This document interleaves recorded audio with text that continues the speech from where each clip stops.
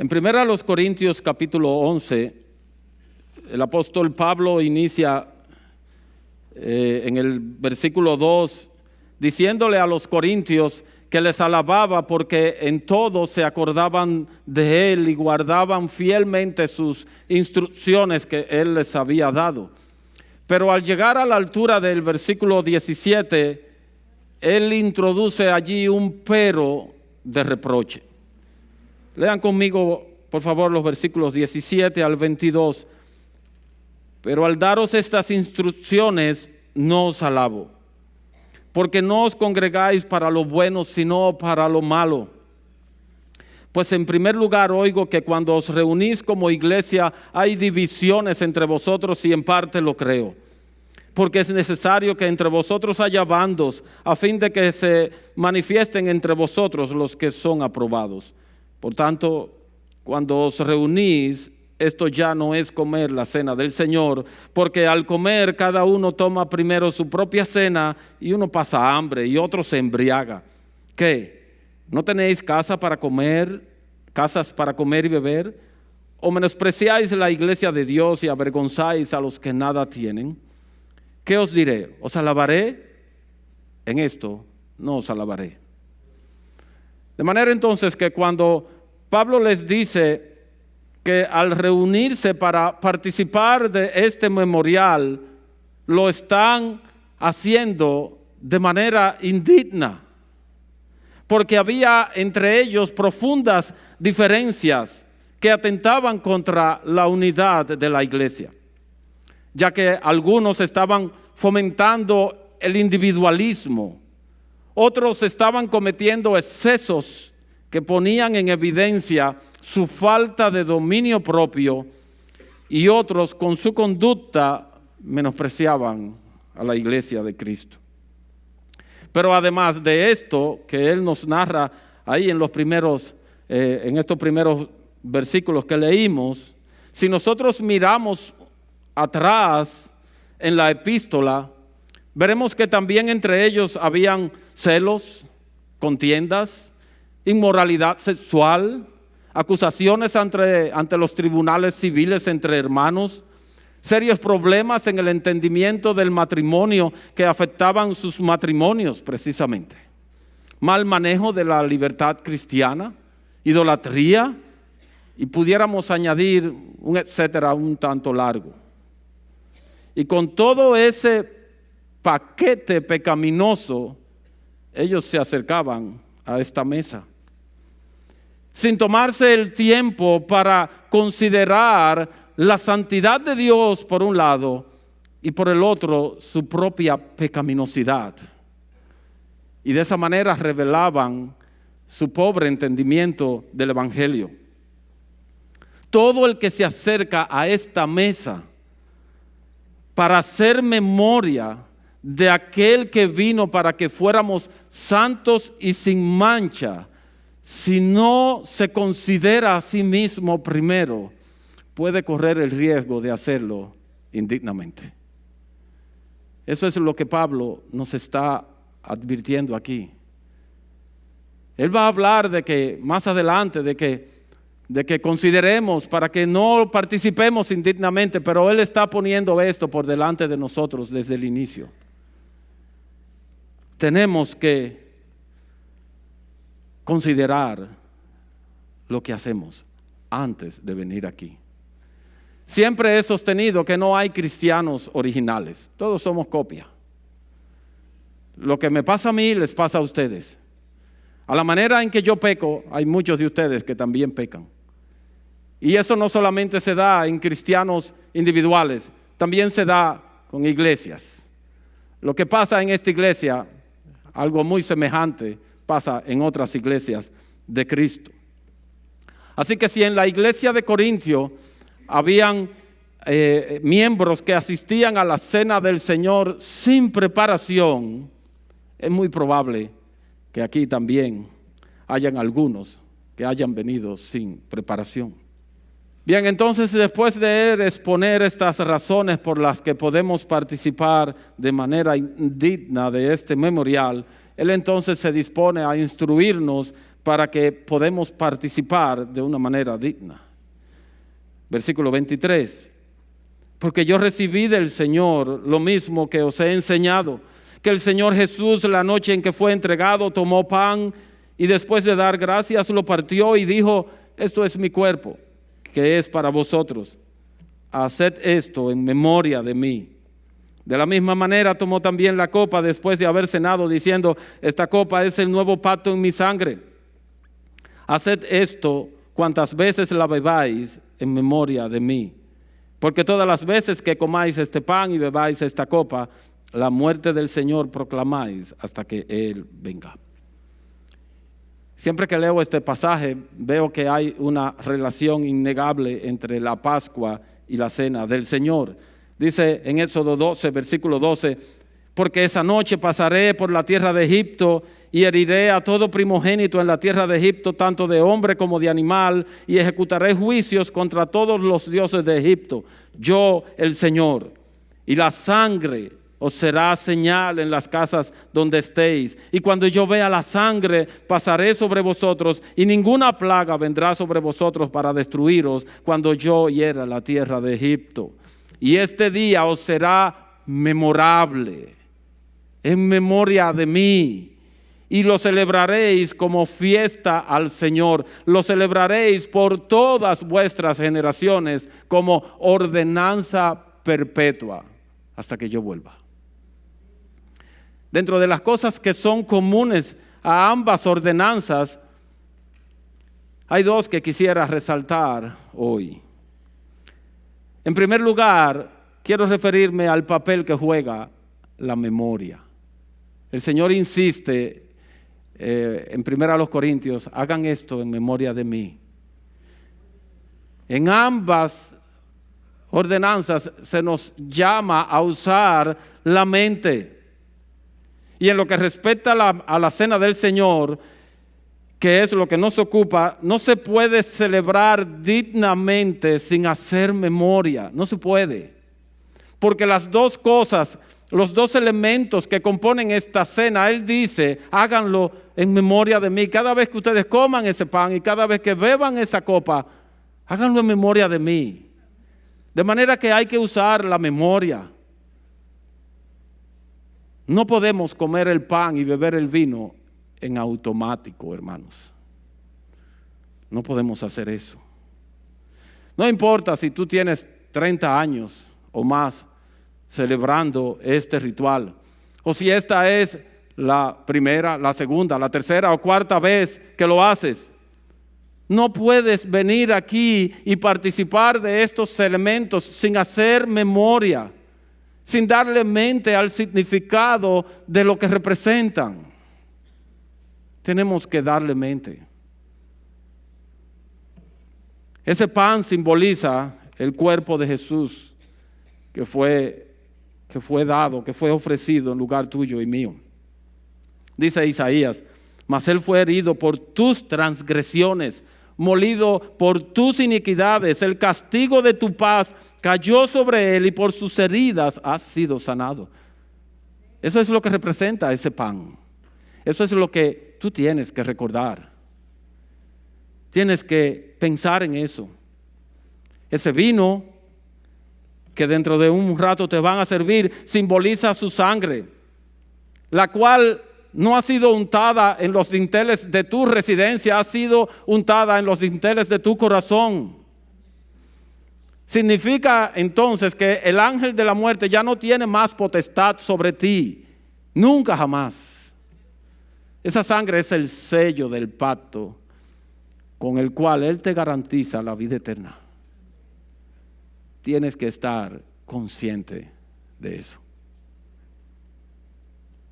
¿Alguna vez te has preguntado por qué el Cordero Pascual tenía que ser apartado el día 10 si se iba a sacrificar el 14? ¿Alguna vez te has preguntado eso? ¿Por qué tenía que ser el día 10 y no el 9 o el 11? No, el 10. Hermanos, la Pascua no era una celebración que se preparaba el mismo día. Ahí no habían improvisaciones. Todo estaba ordenado, y todo tenía que llevarse a cabo como Dios lo mandó. De hecho, a partir de la segunda Pascua o a partir de la primera Pascua, era una fiesta que se anticipaba un año. Los corderos que nacían durante la celebración de esta Pascua tenían que ser señalados, porque de entre esos iba a ser el candidato para la siguiente. ¿Por qué? Porque tenían que ser machos de un año. Entonces tenían que llevar, de alguna manera, ellos tenían que llevar un registro de todos los machos que nacían para el tiempo de la Pascua presente, de tal manera que tuvieran oportunidad de escoger de entre esos para la siguiente celebración. De manera que era una fiesta que se anticipaba, que se le daba mente, Al acercarse el momento, el día 10, donde tenían que escogerlo, y hacían su selección, tenían que poner un cuidado especial sobre ese cordero. Hermanos, ellos no podían darse el lujo que una fiera lo devorara, o que el cordero corriendo se rompiera una pata, o que se diera un golpe y que se magullara los testículos, o que se lo robaran. De manera que ese cordero seguro que estaba muy cerca del pastor todo el tiempo, hasta que llegara el día 14. Todo el tiempo el pastor estaba cerca, esa oveja estaba cerca del pastor, y no cerca físicamente, ocupaba sus pensamientos. Así debe ser con nosotros y esta celebración. No puede ser que nos acordemos de la cena del Señor cuando entramos por una de esas puertas y vemos la mesa ahí. Hoy hay Santa Cena hoy. No puede ser así, hermanos. Mínimo, esto se anuncia el miércoles, mínimo, porque oramos por eso. Entonces, mínimo tenemos desde el miércoles hasta hoy para prepararnos. Sé que saben que Jesús ha prometido estar con nosotros todos los días hasta el fin del mundo, pero no se trata de eso. Se trata de qué tan conscientes estamos de su presencia junto a nosotros. Él es el Cordero de Dios que quita el pecado del mundo. ¿Qué tan cerca, qué tan conscientes estamos nosotros de que Él está a nuestro lado ahí? ¿Qué tanto tiempo Él ocupa nuestros pensamientos, sobre todo en los días anteriores a esta celebración? ¿Saben qué? El diablo se encargará de que no le demos mente a eso. Él pondrá muchas cosas importantes y también pondrá muchas cosas triviales, con tal de que no le demos mente a este asunto. El otro aspecto común de la Pascua, del que quiero hacerme referencia entre la Pascua y la Cena del Señor, es la continuidad. En Éxodo 12:14 dice: lo celebraréis por todas vuestras generaciones como ordenanza perpetua. Y Pablo nos dice: todas las veces que comáis este pan y bebéis esta copa, la muerte del Señor proclamáis hasta que Él venga. De manera que la Cena del Señor mantiene el carácter de perpetuidad de la Pascua, pero al mismo tiempo le pone un límite hasta que Él venga. No es por toda la eternidad, es hasta que Él venga.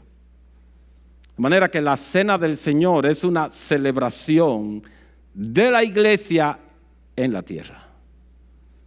Allá tendremos otra cena, pero ya no será como esta. Ya no será como esta. Esta es de aquí. Así que mientras estemos aquí, debemos darle continuidad a este memorial con nuestros corazones rebosantes de deleite y de gratitud, recordando esto: Jesús murió en mi lugar. Él fue a la cruz. Cada vez que tomas ese pan y bebes ese vino, estás diciendo a voz en cuello: Jesús murió por mí. De manera que esto no es un acto pasivo, es todo lo contrario, es activo. Nosotros mandamos un mensaje cada vez que tomamos el pan y bebemos el vino.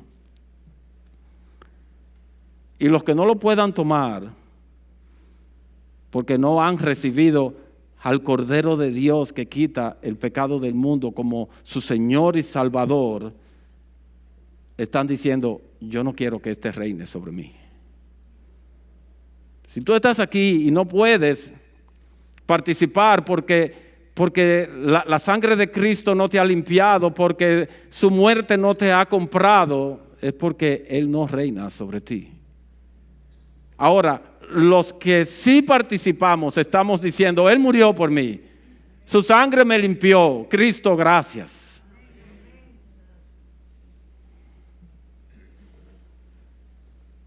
Lo siguiente que hace entonces el apóstol es poner delante de nosotros una advertencia y un mandato solemne para que los que participemos lo hagamos de manera correcta.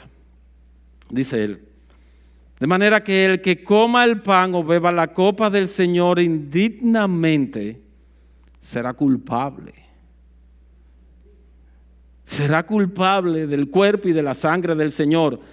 Por tanto, examínese cada uno a sí mismo y entonces coma del pan y beba de la copa, porque el que come y bebe sin discernir correctamente el cuerpo del Señor, come y bebe juicio para sí.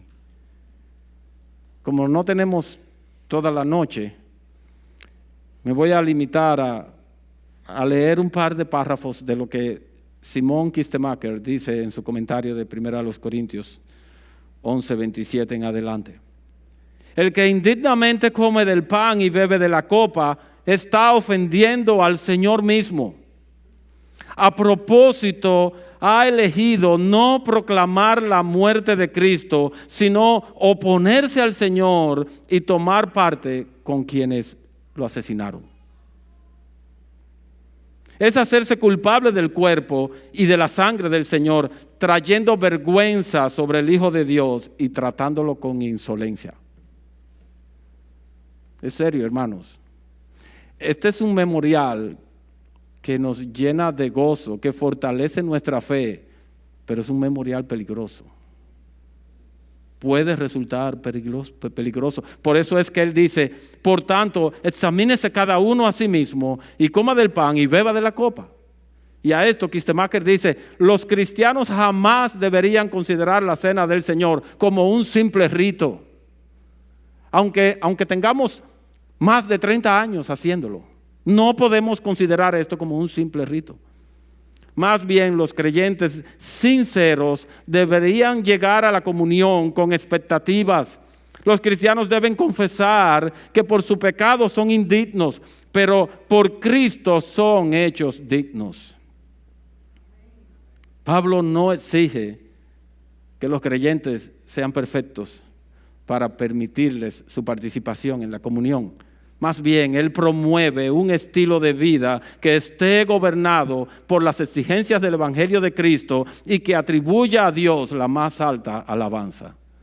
Termina la cita. Y finalmente, Pablo expone las consecuencias entonces de hacerlo indignamente. Versículo 30. Por esta razón hay muchos débiles y enfermos entre vosotros y muchos duermen. Pero si nos juzgáramos a nosotros mismos, no seríamos juzgados. Pero cuando somos juzgados, el Señor nos disciplina para que no seamos condenados con el mundo. Noten, hermanos, muchos débiles, muchos enfermos, muchos muertos. Esta ordenanza, como les decía hace un rato, es peligrosa. Es a la vez causa de bendición y de juicio. Y eso depende de ti y de mí, de si usamos nuestra memoria y si discernimos el cuerpo y la sangre del Señor. Así que por amor a todos, incluyéndome, antes de participar del pan y del vino, yo creo que es conveniente que nos tomemos cada uno 5 minutos. 7:11 hasta las 7:16. Para dar gracias a Cristo por ser nuestro Cordero. Dale gracias. Solamente limítate a darle gracias. Limítate a alabarle por su obra de salvación en ti. Limítate a recordar que Él fue clavado en la cruz vergonzosa por amor a ti, para que tú fueses librado. Ora, hermanos. Ora, hermano. Dando gracias solamente. Cada uno en sus asientos.